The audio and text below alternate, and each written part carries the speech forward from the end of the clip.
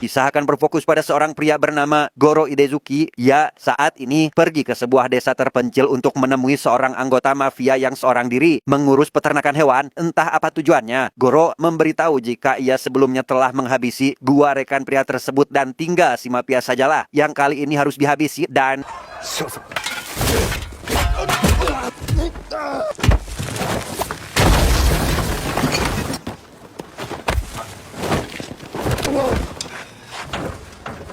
10 tahun yang lalu, Goro yang ternyata adalah seorang polisi memiliki pacar siswi SMA yang bekerja paruh waktu di sebuah minimarket, di mana hal mengharukan seketika terjadi saat 3 orang perampok datang membantai sebagian karyawan termasuk pacar si Goro, di mana ketiga perampok itu tiada lain dan tiada bukan adalah si mafia bersama 2 rekannya yang sudah dihabisi.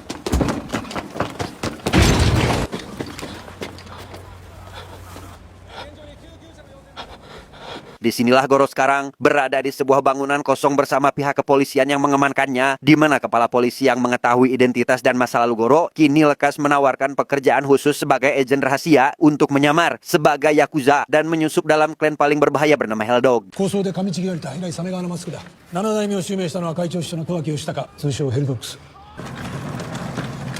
Kepala polisi pun menjelaskan bahwa langkah pertama yang harus diambil adalah mendapat kepercayaan dari salah satu anggota Helldog bernama Muro, di mana sosok tersebut yang dikenal sebagai psikopatnya Yakuza tentu dirasa cocok untuk dijadikan rekan. Dan untuk kesuksesan misi, kepala polisi telah menyiapkan identitas baru seperti paspor dan KTP, di mana Goro akan menggunakan nama samaran Taka selama misi ini.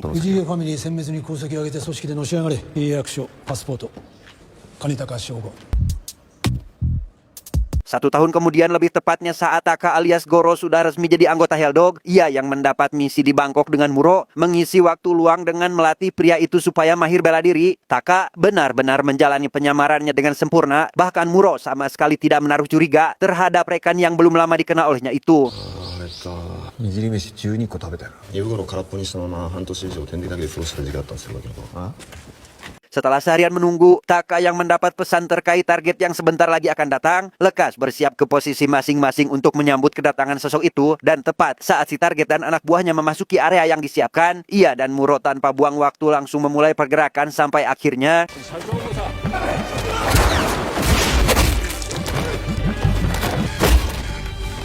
Demi menghilangkan jejak, Taka dan Muro lekas membawa jasad korban untuk dibuang ke area hutan. Dan selesai dengan pekerjaannya itu, ia langsung pulang ke hotel tempatnya menginap dan menghubungi Toki selaku petinggi Yakuza guna memberi laporan, termasuk mengirimkan pesan singkat berisi informasi untuk si kepala polisi.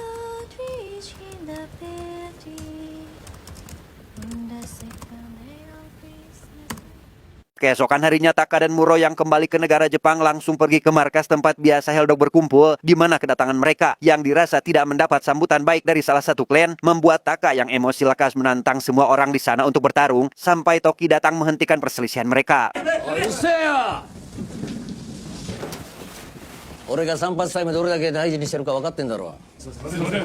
Untuk merayakan keberhasilan misi, Toki dan semua anggota Helldog pun pergi ke sebuah restoran bintang 7, di mana Taka yang sebelumnya sempat cekcok dengan ketua klan dari pihak kerabat bernama Slick, lantas mengakurkan keduanya dengan meminta mereka agar berpelukan supaya tidak menyimpan kebencian satu sama lain.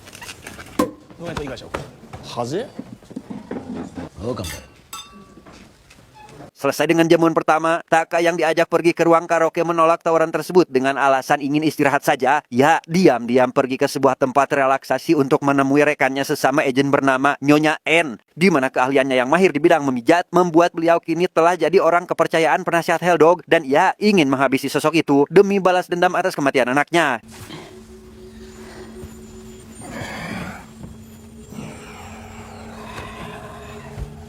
Mura yang memilih jalan-jalan keluar dengan pacarnya, mampir ke sebuah kedai kopi dan sempat berkenalan dengan pelayan di sana bernama Nobana. Sedangkan Taka yang baru selesai dipijat oleh Nyonya N seketika dihubungi Toki yang ingin bertemu, yang di sana ia mendapat tugas baru untuk jadi pengawal bos besar dengan Mura selaku rekannya sesama orang terpilih.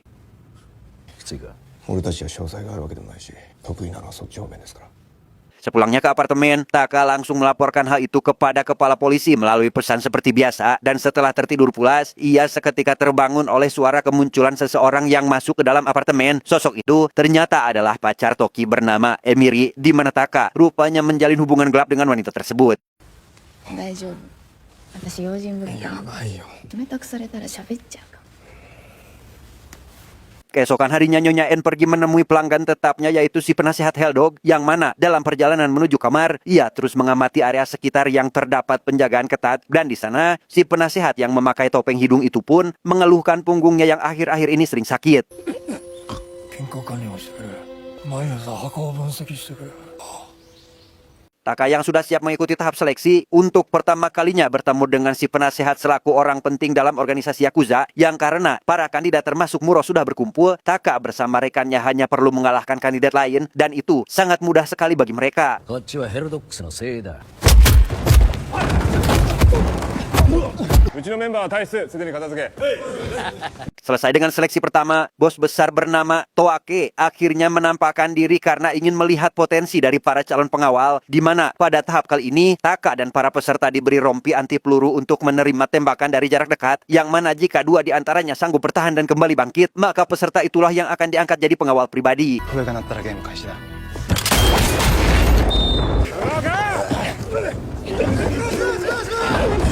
Taka dan Mura yang sudah resmi jadi pengawal diingatkan oleh Bir selaku sekretaris Yakuza yakni harus siap menjalankan tugas karena bukan hanya jadi tameng pelindung, mereka juga harus ekstra hati-hati dalam mengamati segala hal yang bisa saja berdampak buruk bagi si bos besar. Selesai dari tempat itu, Taka dan Mura pun langsung diajak keliling serta menandatangani surat kontrak kerjasama.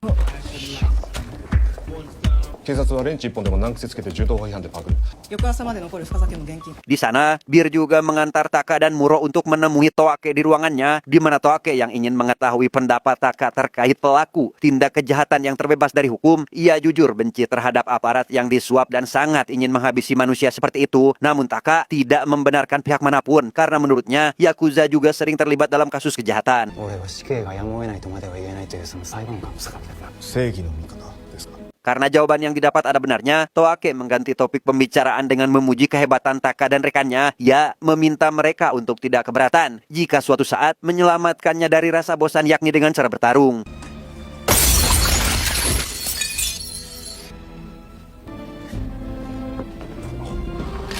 Keesokan harinya Taka dan Muro memulai hari pertama mereka dengan mengawasi bos, menemui rekan bisnisnya, di mana bisnis penjualan gading gajah ilegal yang menjadi salah satu aset pendapatan tertinggi kini terancam merosot akibat kurang berhati-hati. Selesai dari tempat itu, mereka lekas pergi ke sebuah museum karena Toake menyukai hal-hal yang berbau sejarah.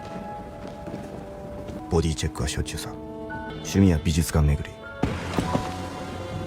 Cukup dengan agenda hari ini, Toake yang memutuskan pulang tidak lupa memberikan tip untuk Taka dan Muro membeli kopi, dan di hari berikutnya, ia pun pergi ke sebuah hotel terbengkalai yang mana tempat itu adalah proyek miliknya yang terhenti akibat tidak mendapat izin pemerintah. Yang di sana, Toake membocorkan keinginan terbesarnya yang ingin menghabisi pria bernama Josh, seorang bos Yakuza dari klan musuh yang telah mengambil alih sebagian bisnis. コーポスメトロジョージ・ウジーンの首を取ったら俺はこの事業を引き継ぐ。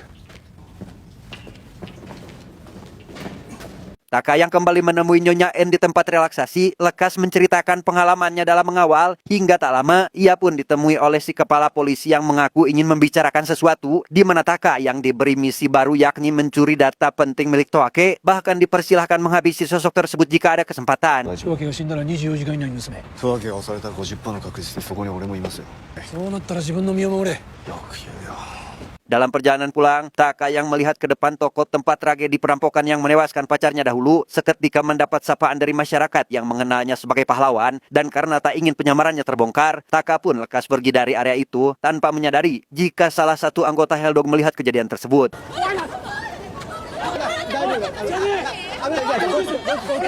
Sementara itu, Mura yang kini tengah jalan-jalan menemani pacarnya diajak ke suatu tempat untuk menemui teman-teman si wanita yang mana saat sedang asik main tebak-tebakan, Nobana si pelayan kopi yang juga ada di tempat itu seketika bercerita terkait aksi perampokan di minimarket 11 tahun lalu, di mana Nobana ternyata adalah anak dari salah satu korban penembakan. その後2ヶ月ごとに20万円ずつ届くの。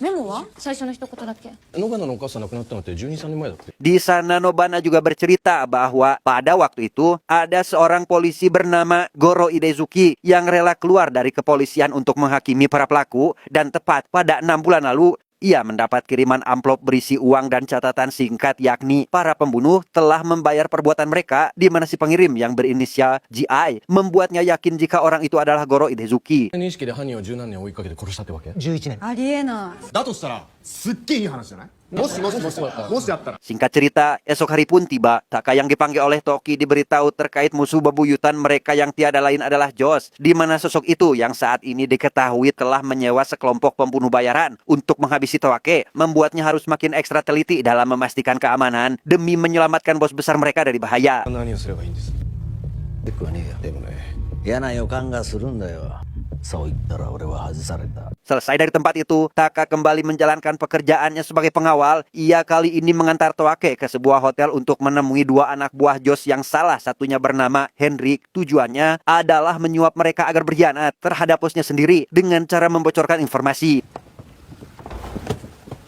積みの金3億を用意したこいつを情報収集に役立ててくれ Meski sempat menolak, Henrik akhirnya setuju saat diberi uang muka, dan untuk merayakan awal kerjasama mereka, para wanita langsung diundang masuk ke ruangan. Bahkan Bir asik menyanyikan lagu favoritnya di atas panggung.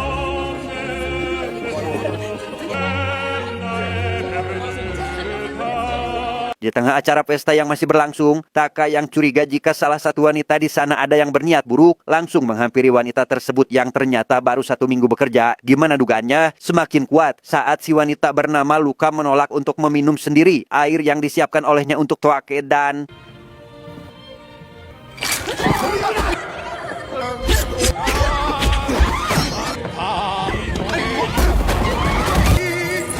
Setelah dibuat tak berdaya, Luka langsung dibawa ke suatu tempat untuk diinterogasi. Namun, baru saja akan dimulai, Toake seketika menyadari jika wanita itu sebenarnya telah menelan alat pelacak. Sadar jika ini adalah jebakan, ia pun meminta Bir dan yang lainnya agar bersiap menghadapi serangan musuh yang sudah pasti mengetahui keberadaan mereka. 元気マスターは俺なら女殺し屋に発信器を飲ませます Sesuai prediksi, Taka yang mengawasi kamera CCTV menyadari kehadiran para pembunuh bayaran, sehingga tanpa buang waktu, ia pun lekas datang ke tempat interogasi untuk memberi peringatan, dan karena minim persenjataan, maka perkakas seperti golok dan palu sajalah yang harus dimanfaatkan oleh mereka dan...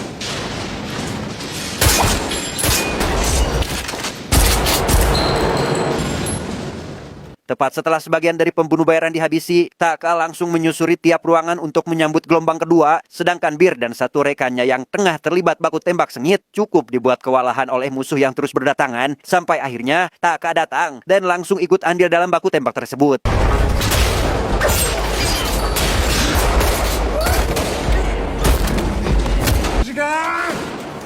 Dampak dari kejadian itu, Bir pun kehilangan nyawa akibat terkena tembakan, sehingga untuk membalaskan dendam atas kematian pria itu, Taka dan yang lainnya langsung pergi menuju suatu tempat yang diduga sebagai markas Josh saat ini, yang mana dalam perjalanan, Muro yang seketika membahas tragedi perampokan 11 tahun lalu, hal itu cukup membuat Taka panik saat mendengarnya. バイト3人とパートのおばさんが撃ち殺された近所の派出所勤務の巡査が井出月五郎11年間犯人を追っかけて殺して稼いだ金も遺族に分配っすよ Sementara itu, Henrik bersama rekannya yang baru tiba di markas dihampiri Josh, yang sedari awal juga merencanakan pertemuan mereka dengan Toake, namun tanpa semua orang sadari, koper yang mereka bawa ternyata sudah tersimpan alat pelacak, di mana Toki dan beberapa anggota Helldog kini mengetahui keberadaan mereka dan siap menyerbu tempat itu.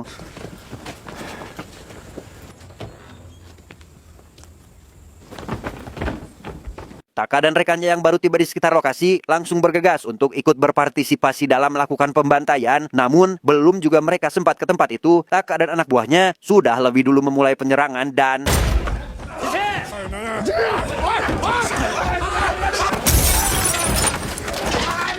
Josh yang berusaha kabur melalui jalur belakang, usahanya berakhir sia-sia saat KCS mengetahui keberadaannya, dan karena pihak musuh sudah diberantas, semua anggota Helldog pun langsung berkumpul untuk memperingati kematian Bir, di mana pada momen ini, salah satu bawahan selik yang sempat mendengar warga sipil memanggil Taka dengan nama Goro, lekas melaporkan hal itu pada atasannya. 巡査が大声で呼んだんです警官は金高の兄貴をゴロって呼んだんですよおい出月ゴロって車の中で室岡さんが話した Tepat setelah sesi doa selesai, acara dilanjut dengan makan bersama juga membahas terkait siapa orang yang akan mengganti posisi Bir, di mana Toki yang ingin Taka mengambil posisi itu kini lekas mengajaknya ke ruangan lain untuk memulai profesi barunya, yang di sana Taka menyaksikan atasannya sendiri memukul Toake dengan iming-iming penembusan dosa karena tewasnya Bir disebabkan oleh si bos yang berkeliaran. ホップ自らが拷問部屋に赴くなんて言語道断です。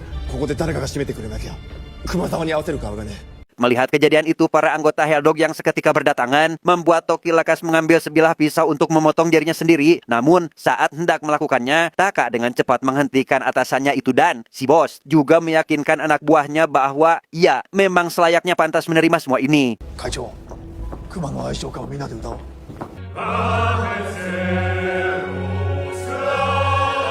Setelah si bos dan yang lainnya kembali untuk melanjutkan acara, Taka yang masih membersihkan bekas kericuhan dihampiri Slick yang menganggap jika Taka lah orang yang lebih pantas memotong jari. Hingga tak lama, Muro juga datang ke sana menyarankan Slick agar tidak berpikir negatif terhadap rekan seperjuangannya. Dan tak berhenti di situ, Muro bahkan menghajarnya tepat di kamar mandi karena sudah lama menyimpan kebencian terhadap pria itu.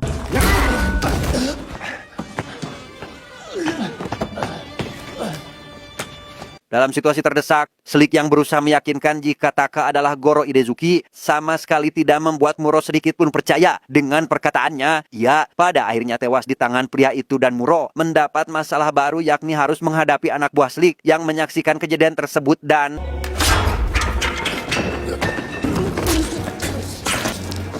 Karena Muro tak kunjung datang, Taka yang penasaran pun langsung melakukan pencarian hingga dibuat terkejut saat menyadari rekannya sedang kesulitan, di mana Muro yang sempat mendapat satu tikaman kini harus berusaha bangkit demi memberikan perlawanan hingga berhasil menghabisi pria itu.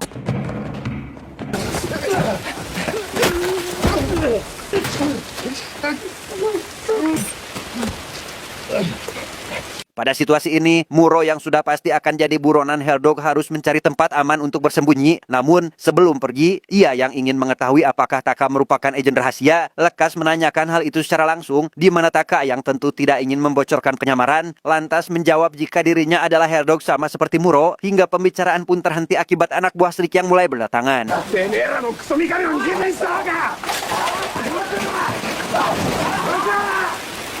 Lolos dari pengejaran, Taka yang masih kepikiran dengan ucapan Slick terkait Taki yang diduga sebagai Goro, lekas pergi menemui Nobana untuk memastikan kebenarannya. Sedangkan Taka yang ditemui oleh si kepala polisi, kini diberitahu jika Toake alias si bos besar sebenarnya adalah agen rahasia seperti Taka, namun telah berkhianat dan jadi Yakuza seutuhnya. 警視庁と FBI が組んで鍛錬し図書館に投入した潜入捜査官だ。 Di tengah pembicaraan, Emiri yang seketika masuk membuat Taka seketika panik karena sadar identitasnya akan terbongkar. Namun di luar prediksi, ternyata wanita itu juga merupakan agen rahasia sama seperti dirinya, di mana tujuan si kepala polisi menemui mereka adalah memberikan perintah baru, yakni menghabisi 3 sosok penting demi memusnahkan klan Helldog untuk selamanya. 3人同時に抹殺する。 Tanpa membuang waktu, Taka langsung menyiapkan senjata api yang sengaja disembunyikan di beberapa titik. Ia berencana akan menghabisi si bos besar di markasnya sendiri. Sedangkan Emiri yang hendak menargetkan Toki kini malah mendapat hambatan karena perselingkuhannya telah terbongkar. Tapi meski begitu, Emiri berhasil selamat setelah menyuntikkan cairan berisi racun pada tubuh pria itu.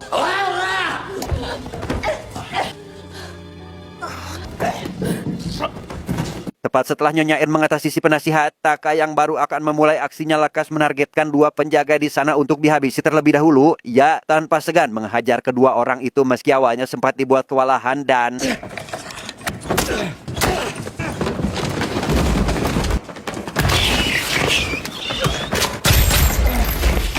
Setelah kedua penjaga dibuat tak berdaya, Taka pun langsung masuk ke ruangan Toake untuk menghabisinya. Namun sebelum itu, ia seketika diberitahu terkait pembelotan Toake sendiri yang awalnya ditugaskan jadi agen rahasia dan masuk ke dalam klan Helldog tanpa sadar jika sosok itu kini tengah menjebak Taka supaya jujur sendiri jika dirinya juga agen rahasia sehingga...